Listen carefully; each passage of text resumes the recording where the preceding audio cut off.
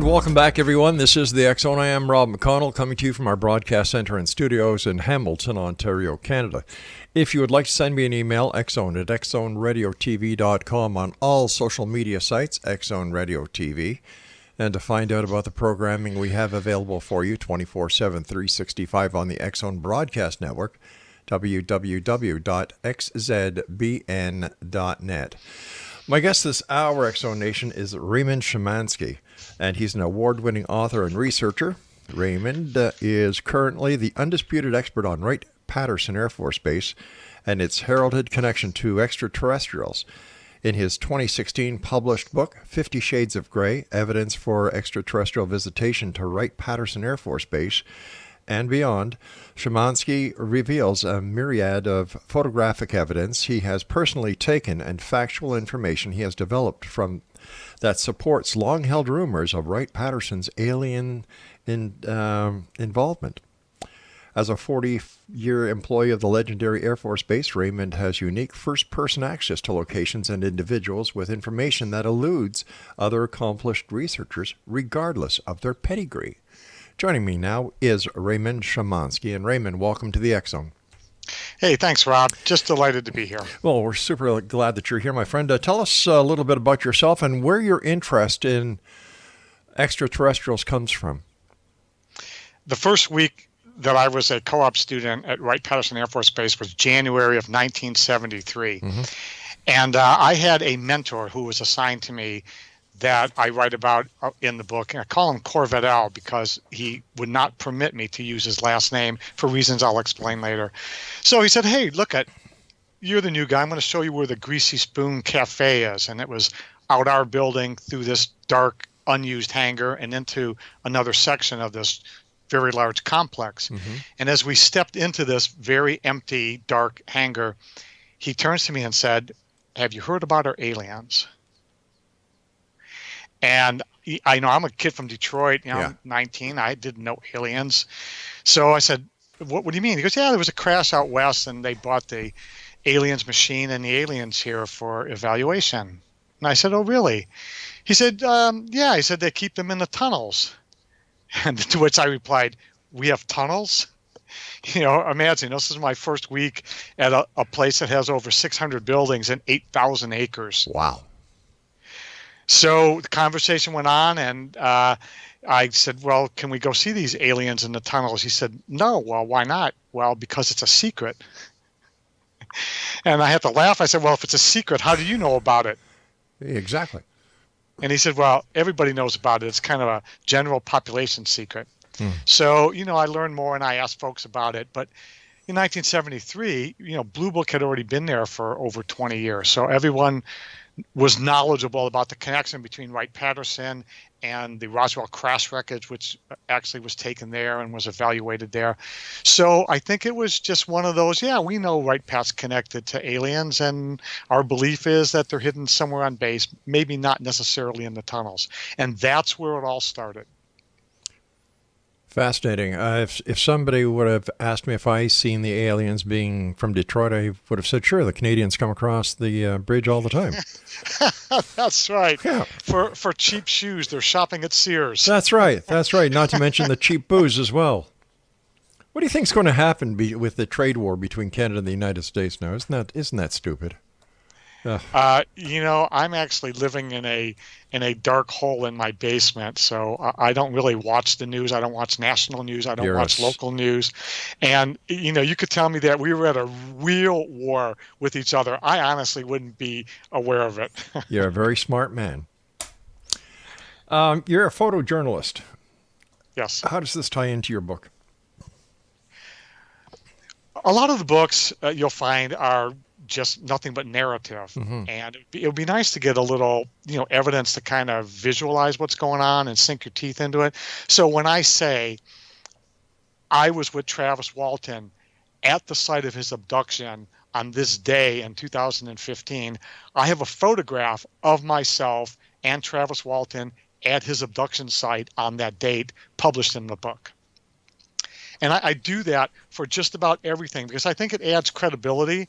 And it says, hey, if you don't agree with me or you think I'm blowing smoke, well, here's my best evidence go ahead and try to refute it.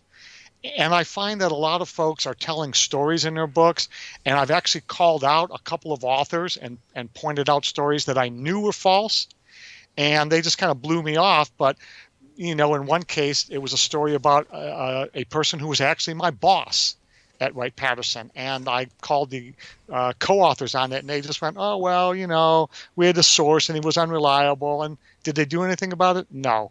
So I like to put some extra evidence in there to build the credibility of the stories that I tell in the book. Why did you write a book about UFOs? You could have written a book about so many other things. Was it the direct connection with Wright-Patterson? I had been reading and researching this topic for decades. And I started to visit, back in about 2005, I started to visit a number of the famous UFO sites just as a curiosity to kind of go, okay, I want to poke my fingers into this thing. I want to see if I can find some new witnesses, maybe some old witnesses, some older new evidence. I wanted to convince myself that the stories that I'd been hearing for decades on the base had some substance to them. Did you find a connection in between all those locations that you visited? Was there, being there, taking the photographs that you have, is there a connection? Or are these just sporadic locations where these extraterrestrial events took place? Well, let's look at 3 of the 4 stories that I investigate. I investigate the 1965 Exeter, New Hampshire, 1975 Travis Walton, and 1980 Rendlesham Forest. So in the first instance, I went to Exeter, and in the book, Incident at Exeter, written by John Fuller, famous book about it, I actually was able to find, through my own research and some clues in the book, the site, the actual site where Norman Muscarello in September of 1965 saw a 90-foot UFO hovering over this farmhouse. So I go to this farmhouse, and who answers the door but the son of the man who owned the farm during the time that John Fuller wrote his famous book.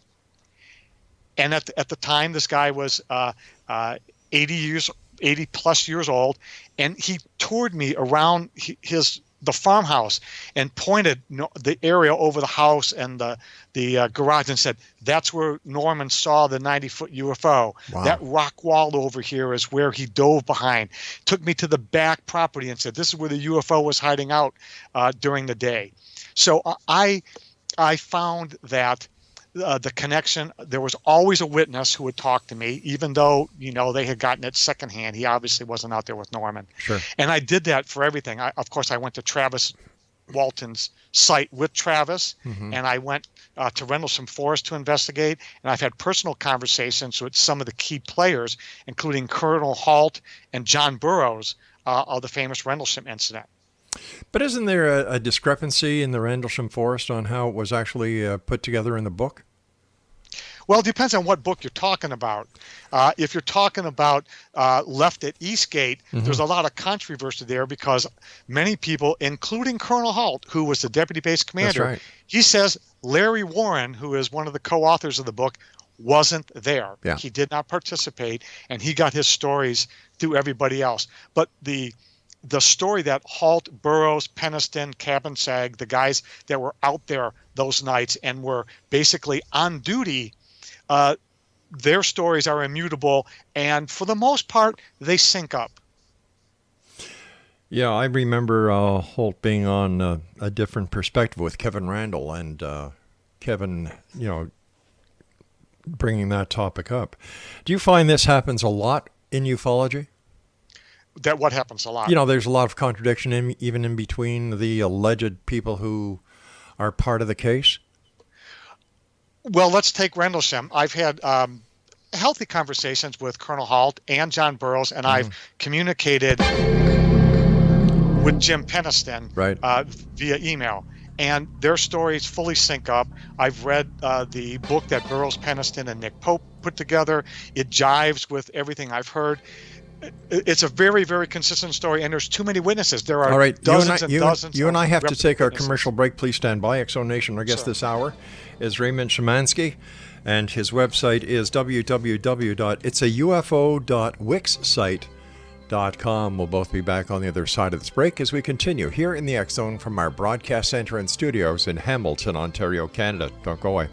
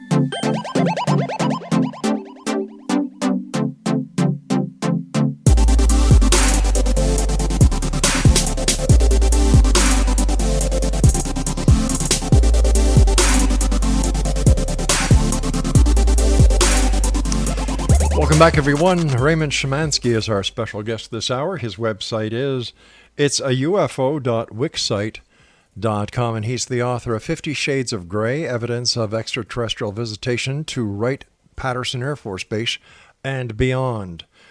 Before we went to the break, we were talking about, I was talking about inconsistencies, and you were telling us about the consistencies that you found in the Rendlesham Forest case.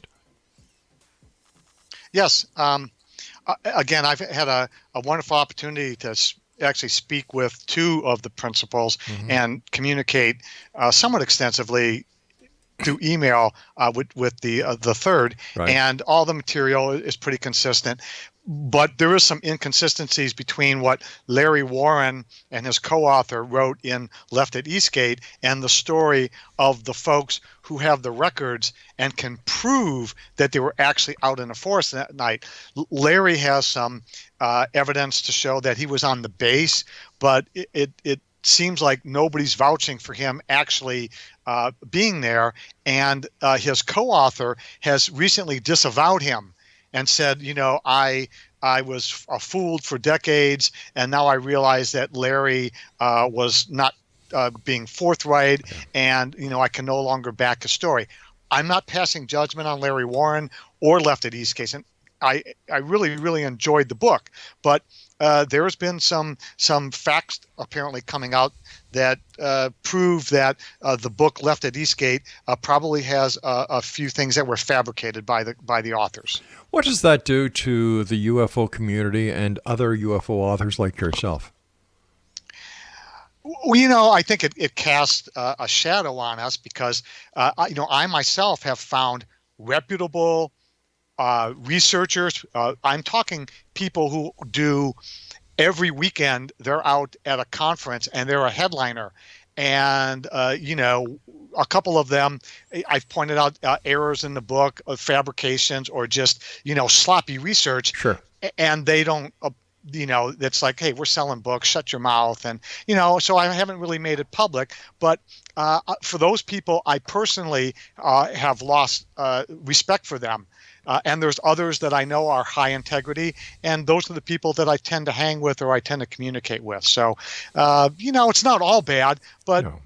They should clean up their act a little bit. And I think it maybe will cast a shadow on the rest of us. All right. You gave us three stories, the Exeter, the Travis Walton abduction case, and Rendlesham Forest.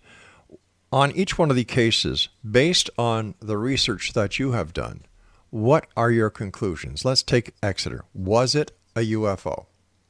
There's no doubt.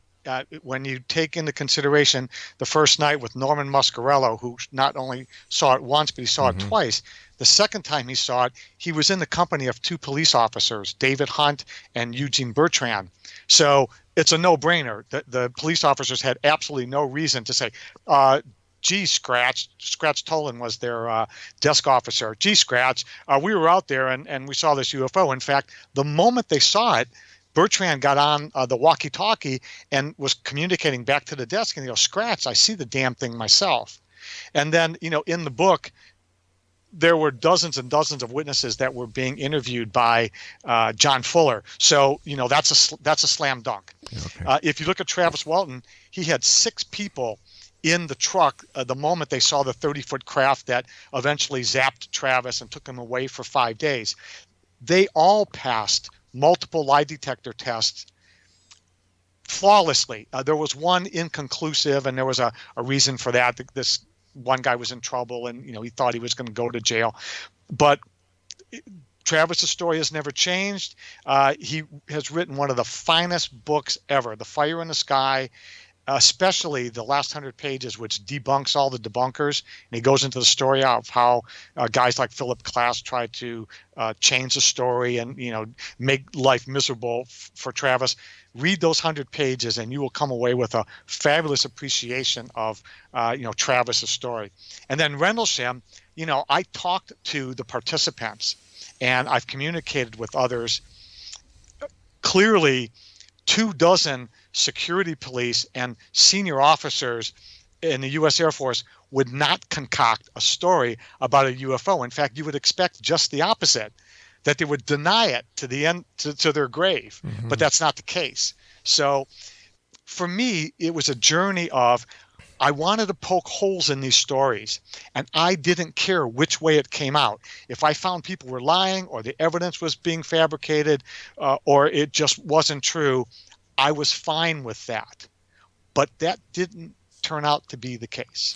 Why do you think the officers involved in the Rendlesham case actually went public with it?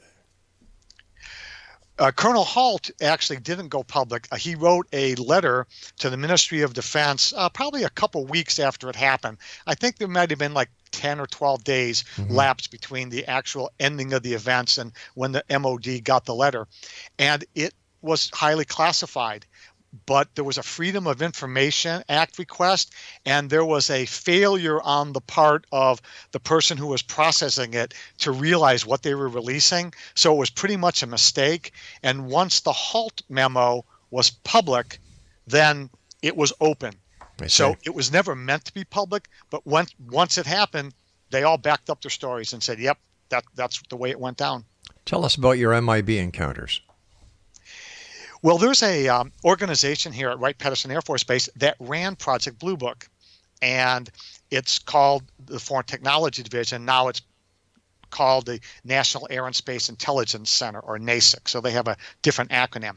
But back when it was FTD, they ran Project Blue Book, and it was supposed to be investigative, turned out to be more public relations. Mm-hmm. And of course, they do highly classified work. I mean, just the name Foreign Technology or National Air and Space Intelligence gives you the clue that they're doing important things that they're probably not going to tell the public about. Well, one day I was out on the golf course, which borders the building, and there was a gentleman who was in the shade of the tree, and I got into a conversation with him. He had the Men in Black suit. He had a hat on, the typical MIB hat. It was May, so it was super hot. And, in Dayton, we can get to the 90s easily in late May. So it was super hot, and he was just like totally not dressed for the weather. So I engaged him in this, hypothetical, are you a man in black and do you work there at this building, which, I know is the former FTD. And of course, he denied it, and we had this conversation. Well, months pass, and of course, my book is published. There's a long distance picture of him in there, and there's no way he can be ID'd from that. I got a communique from somebody who said, hey, I've got another picture of that guy. Would you like to have it?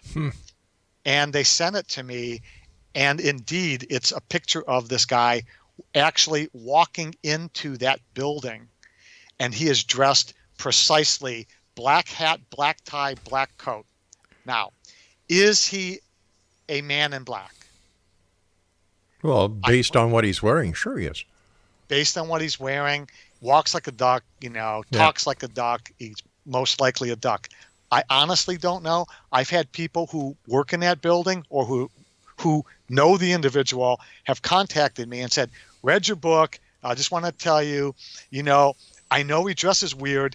but I don't have any evidence of him being one of these intimidators that go out and try to hide evidence of UFOs that they're reputed to be doing. But then again, I just say, well, explain to me why the guy dresses like that. So the jury is still out, but I've had this conversation. He's denied it. But when I look at him and I talk to him, my suspicions are raised significantly. Earlier in this hour, you mentioned the tunnels beneath Wright-Patterson Air Force Base. Have you ever gone into those tunnels, and have you, in fact, seen these crashed debris? Absolutely, I've been in tunnels. And, we have vaults that go into tunnels and tunnels that go into vaults and every combination. I'm afraid I wasn't privileged enough to see any aliens, but they're mostly pedestrian connective tunnels, or they run heat pipes and electricity, right, and mostly utilities through the tunnels. Even though some of them you can literally walk through, so nothing sinister. And if you're at Wright-Patterson Air Force Base, you know the reputation of the base. They do highly classified work. You would be shocked if they didn't have tunnels, if they didn't have vaults. Well, of course, who wants the spy satellites from the other countries knowing what you're doing? It only makes sense. Yeah, if that's yep, the purpose of the tunnels, that's fine. But the tunnels I've been in, I haven't really seen any research equipment sitting there in the pedestrian thoroughfare. Now, it may be in one of the vaults that's in that hallway, of course. Stand by, my friend. You and I have to take our commercial break with the news at the bottom of the hour. Exonation, our guest this hour is Raymond Szymanski. And his website is www.itsaufo.wixsite.com. And I'll be back on the other side of this news break with Raymond as we continue talking about his book, 50 Shades of Grey, Evidence of Extraterrestrial Visitation to Wright-Patterson Air Force Base and Beyond. This is the X Zone, a place where people dare to believe and dare to be heard, a place where fact is fiction and fiction is reality, Monday through Friday from 10 p.m. Eastern until 2 a.m. Eastern, here on the X Zone Broadcast Network, Mutual Broadcast Network, Talkstar Radio Network, Simul Radio, Simul TV, and iHeartRadio. Don't go away, we'll be back after the news.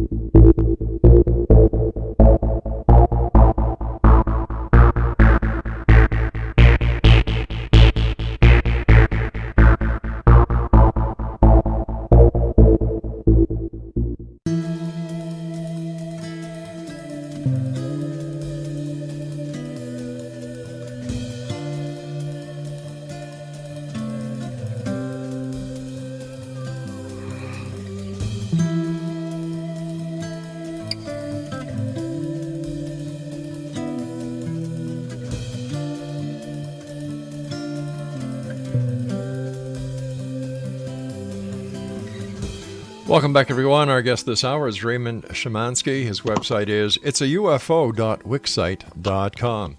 Your book's been endorsed by 4 world-class UFO researchers. Can you tell us a little bit about them and how they came to endorse your book?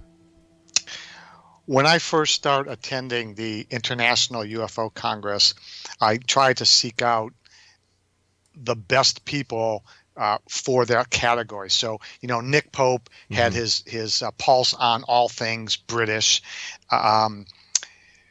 Yvonne Smith was one of the world's premier hypnotic regressionists. Paul Davids was very well known. He was a UFO Hall of Famer, well known for his work on the movie Roswell. And Preston Dennett for his work in undersea UFOs, but more specifically, his book, UFOs over Topanga Canyon. So as I had the opportunity to meet them, I socialized with them, asked them a lot of intelligent questions, and communicated with them in between these conferences via email, sometimes via telephone. And the way that I got to actually, the moment that I decided to write the book on UFOs is I was at that Travis Walton site with Travis in February of 2015. And something just clicked where I said, I have all this good stuff, all this great information I think that needs to get out there. And the fact that Travis let me drive him in a 4x4 slip sliding through the Apache Sitgreaves National Forest on 3 inches of mud to go do a photo shoot and visit his site. I just felt at that moment that, I was part of this community.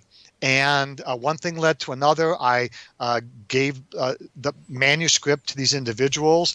They read it. They gave me great comments, some criticisms, and eventually they just agreed to support the book. They thought it was great. It was, revealing. It's a UFO expose. It's a quest for the truth. It's a coming of age story. It's funny. And they just took to it. So they welcomed me with open arms, and I'm extremely grateful for their support. I understand that you had your very own UFO encounter, experience, or sighting. I did. And when I look at the path that the UFO was on. Now, I live only a few miles from the Air Force Base, Wright-Patterson, and I was coming back from a therapy appointment. I had a car accident in 2010, and I was coming back from a medical appointment, and I looked through, something caught my eye through the moonroof of my car, and I poked my head down through the windshield looking forward, and I saw a craft. It's hard to describe now, but somewhat scalloped with large lights like you would see on a 1960s era Chevrolet called cat eye lights. And I got about a 7-second view of this maybe 100-foot craft slipping into these clouds that were only about 75 feet off the deck that day. Is it possible that this craft was an experimental craft? Well, they don't fly experimental craft here at Wright-Patterson for the simple reason that the entire base is surrounded by communities. Literally, like the graveyard of Fairborn, Ohio, sits 1 inch on the other side of one of the fences at Wright-Patterson, and then Beaver Creek is next to the other one, and then Huber Heights, and it's totally surrounded, and there's no space to do that. And it's not one of those places. So, but if it is ours, if that craft is ours, then we ought to make it public, and we ought to point to it and tell the world we own this, and if you mess with us, this is what you're going to get. Why do you think there's a truth embargo in place when it comes to UFOs and DTs? Wow. I really wish I had the answer to that. I'll speculate if you like. Okay, please. Yeah. The first thought that comes to my mind is we've got this carcass with technology that's so far advanced, and that we've been reverse engineering this carcass for decades. But how do we know we actually have the carcass?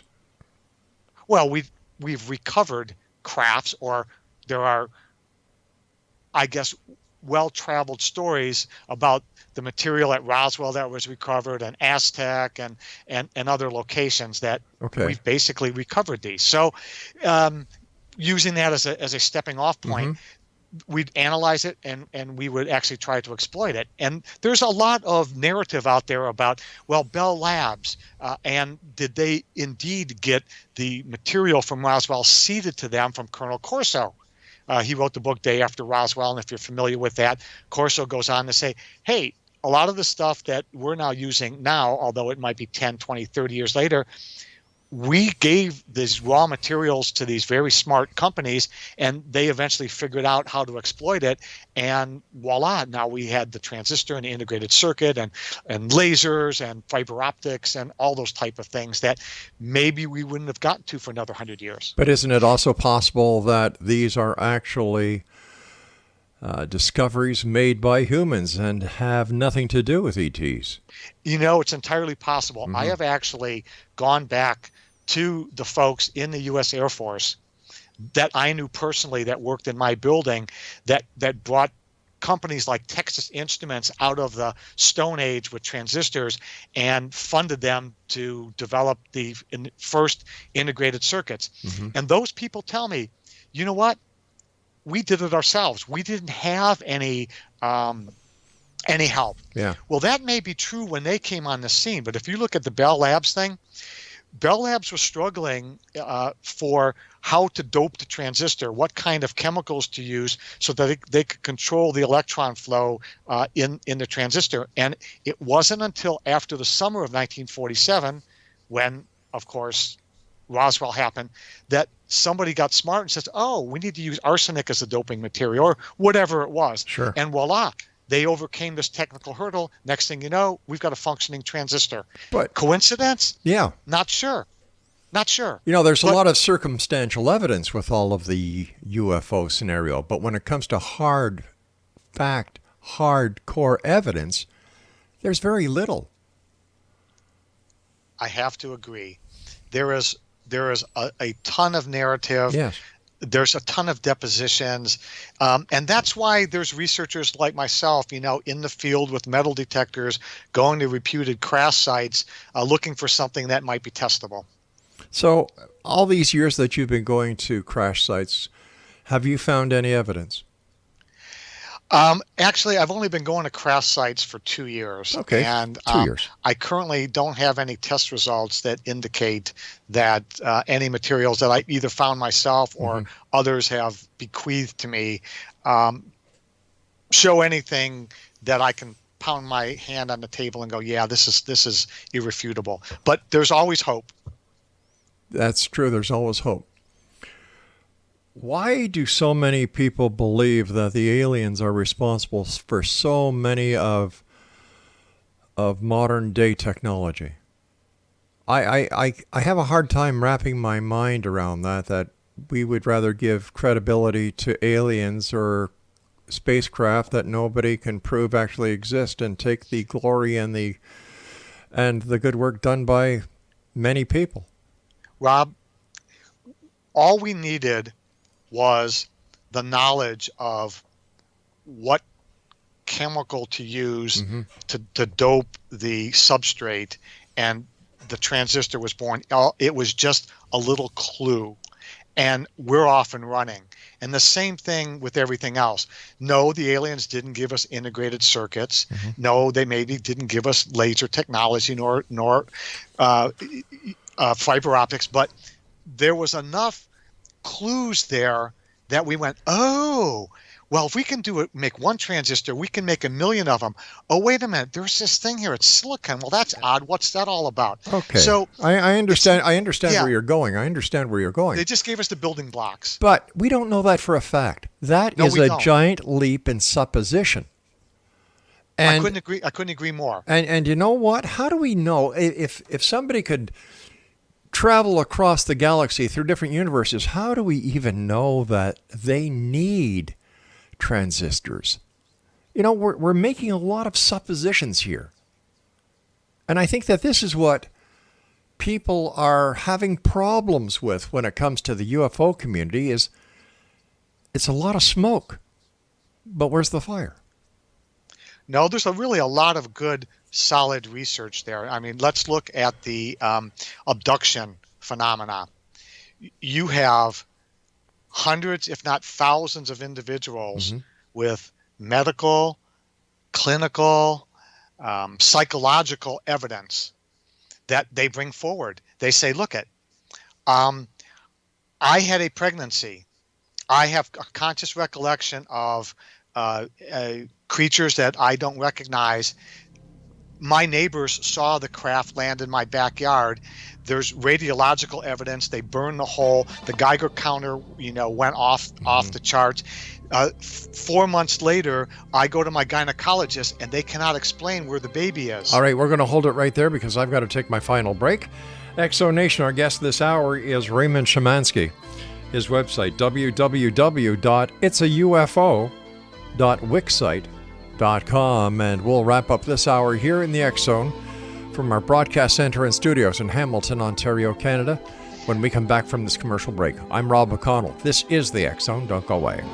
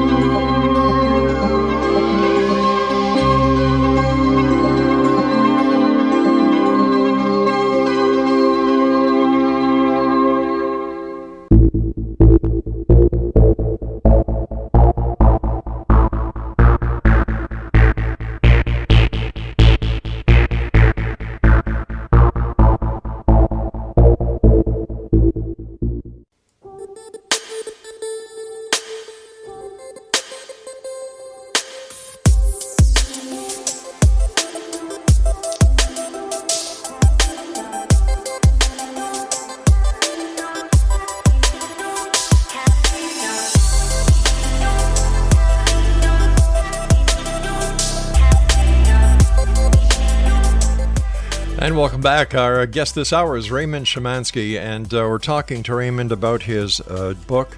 It's entitled 50 Shades of Grey, Evidence of Extraterrestrial Visitation to Wright-Patterson Air Force Base and Beyond. His website is itsafo.wixsite.com.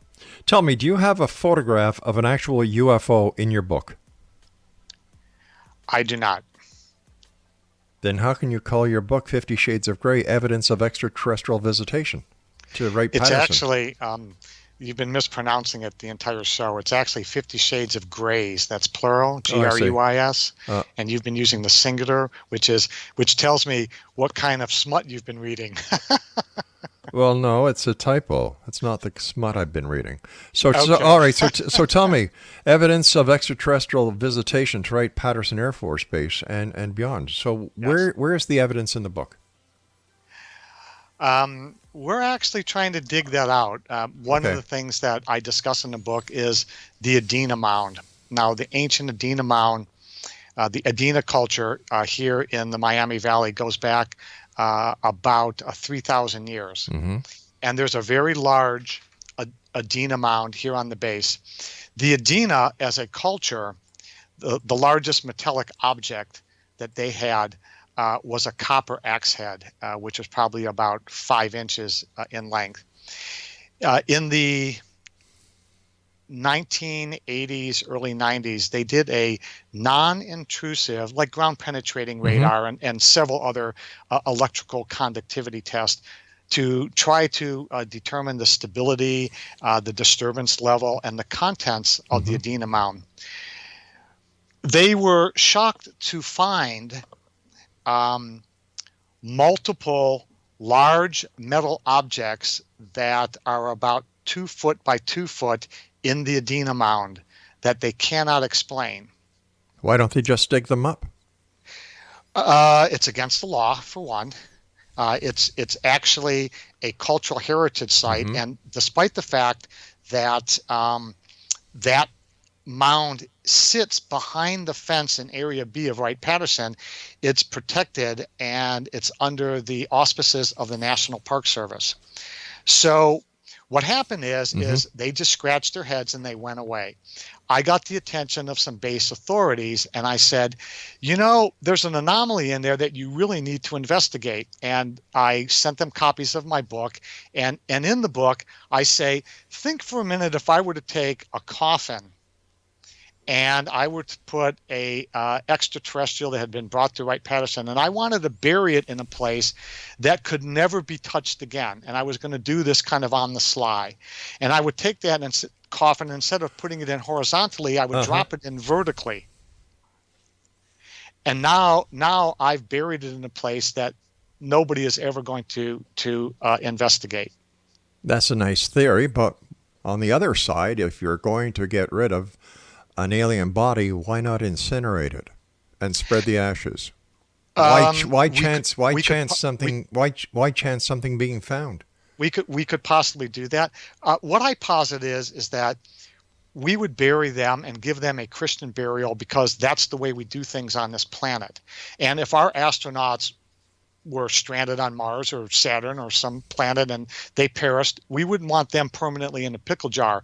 We'd want whoever's got them to respect them and dispose of them, if you will, or caretake traditionally. So it's possible that they would do that. Maybe that's what's in there. Maybe that's just the ashes and it's a flat box, but nobody knows. But an exclusive for your radio show tonight is I know that they are going to revisit that site next year, and they're going to be doing a more extensive examination, non-intrusive, of that site, simply because I wrote something in my book.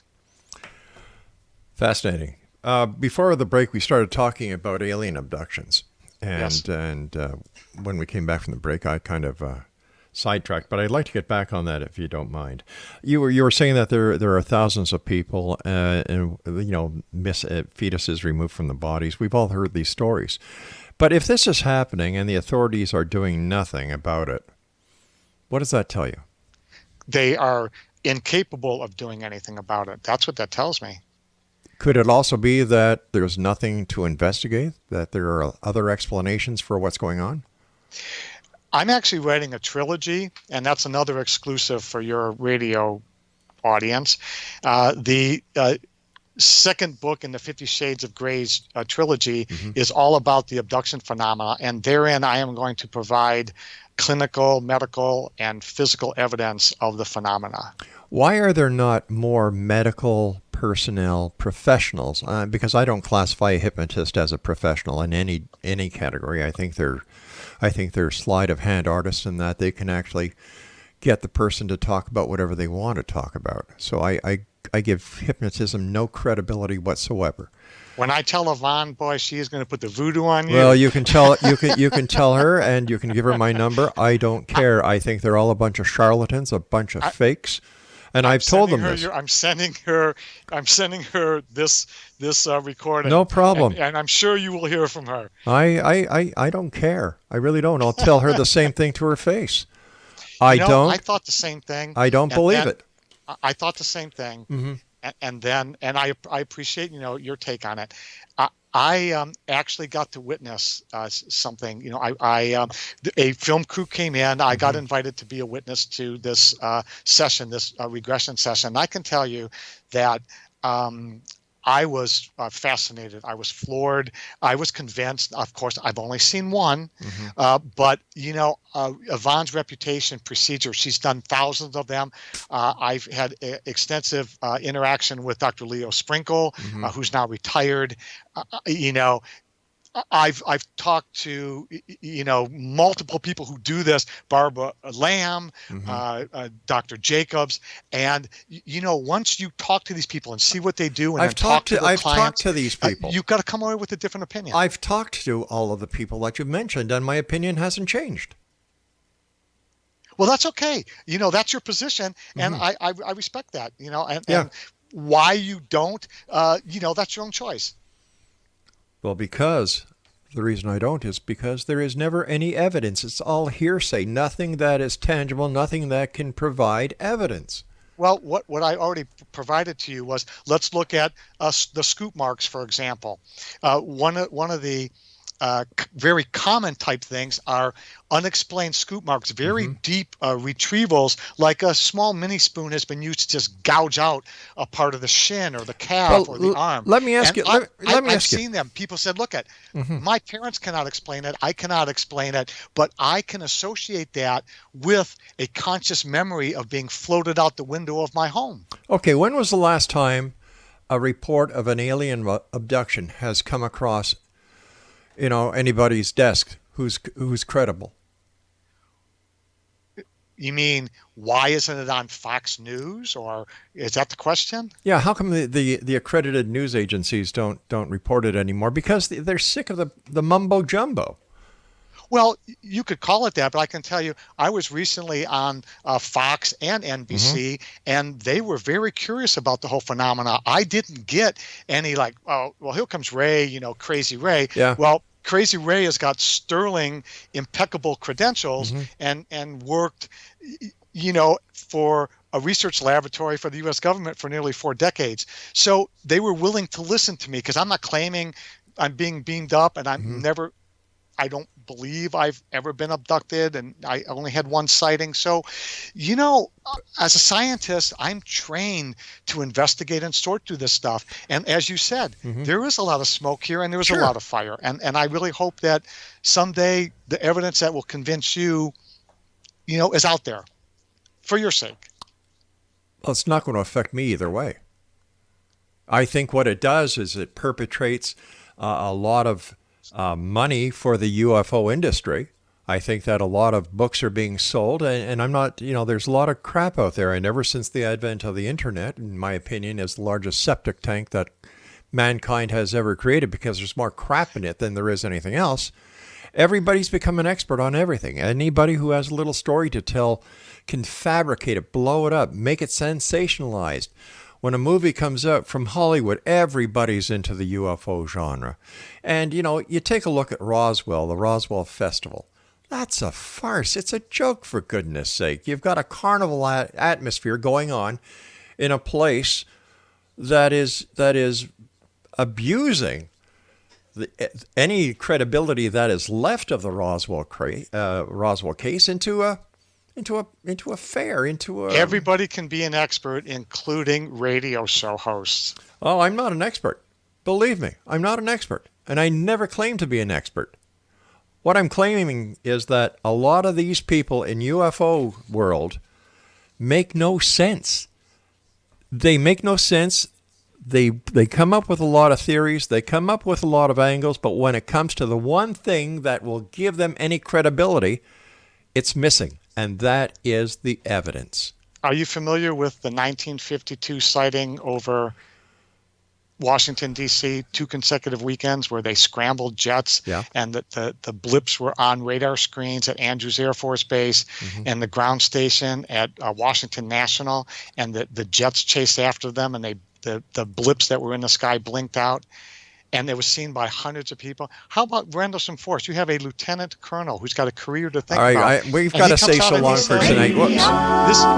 This thing was over our head. It was beaming lights down at our feet. We've got to say so long, so I want to thank you so much for coming on. It's a strange world out there. I agree with you. And one day I hope the truth is found. But until there's any evidence to the contrary, I'm sorry. I am not a believer. Skeptic? Yes. Believer? No. I'll be back. Don't go away.